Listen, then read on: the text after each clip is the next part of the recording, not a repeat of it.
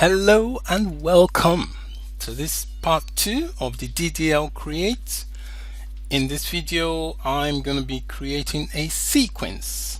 Sequencing are quite useful in automatic row numbering. They can also help improve the performance through caching. They can help the performance. The basic syntax to create a sequence begins with create sequence followed by the sequence name. Then you specify the minimum value of the sequence, the maximum value of the sequence, the increment, how often and by what, the cache.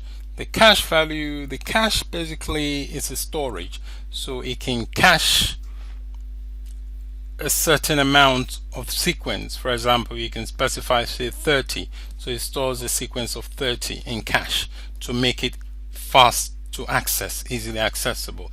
There is a slight disadvantage to caching in that if there is a system failure, the sequencing in the cache is lost.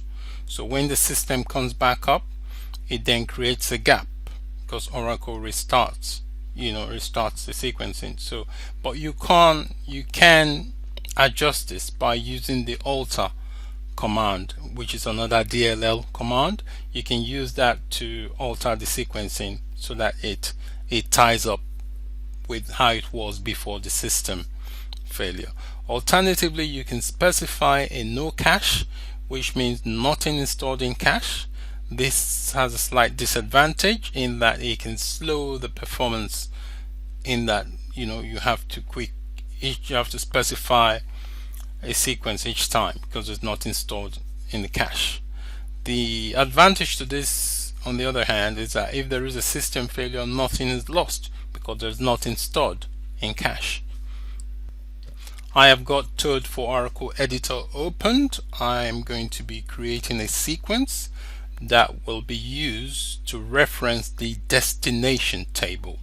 There is a column within that destination table called destination ID.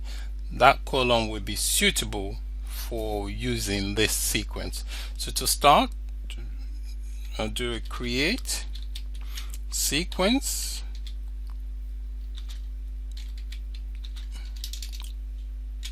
Create sequence followed by the sequence name. It doesn't have to be an underscore. It depends on the naming convention of the company or whoever is specifying this. I've just put an underscore on mine. Followed by, I need to specify a minimum value of the sequence. I'll specify the value to be 1, and the maximum value, I'll specify maximum value to be say 99999999999. That'll do. And a start, I want it to start with a value of 1. I want it to increase, so increment.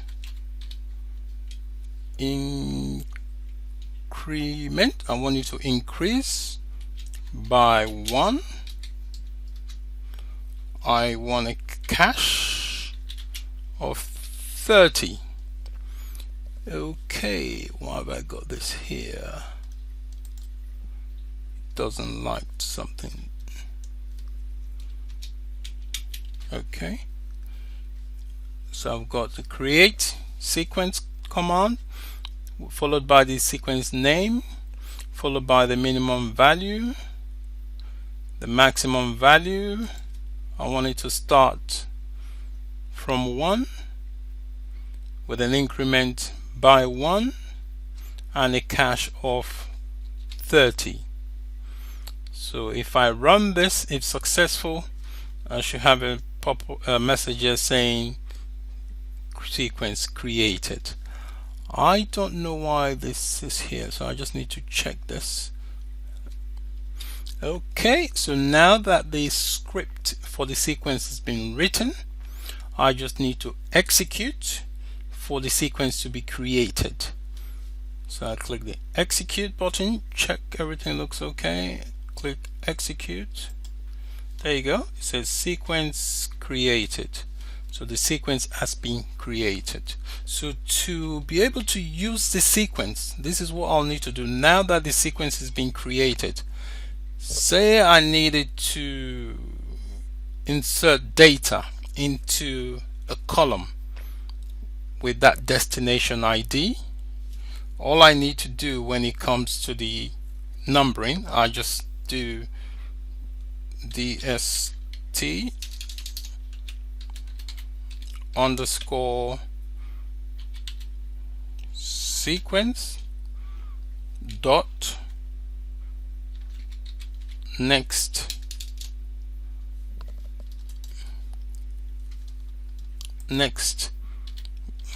val. So this is what I'll be using. I'll just comment that out because I'm not going to use it at the moment. It's just to describe how to call that up. So if I needed to insert a value into a row and need to assist in the numbering, this is what I'll be using. I'll be using a DST, which is the sequence name, dot next val, means next value, insert the next value. So I hope this video on sequencing has been useful. In this video we spoke about sequencing and the difference between having a cache and not having a cache set. In part 1 I spoke about creating tables, and we created 2 sets of table, one with a constraint and one without a constraint. One quick thing, once a table is being created, if you wanted to find out just the structure of the table, there's a command you need to do. You type in DSC, which means describe, followed by the table name. So the table was destination. If you do that and execute that, that will bring up the table structure. Okay, this was the table we created. We had the destination ID, you had the city and the country, and we see the data type was number, varchar, and varchar 2. Okay, we check the constraint. There was one constraint, that's a constraint in the city, and the constraint is the data inserted cannot be null. Alright, so you use this command to just call up the table. If you just created a table and you wanted to check out the structure just to see what's inside, okay, that's what you would use. So thank you so much for watching this video, and I hope the subsequent videos will be helpful. Thank you and bye for now.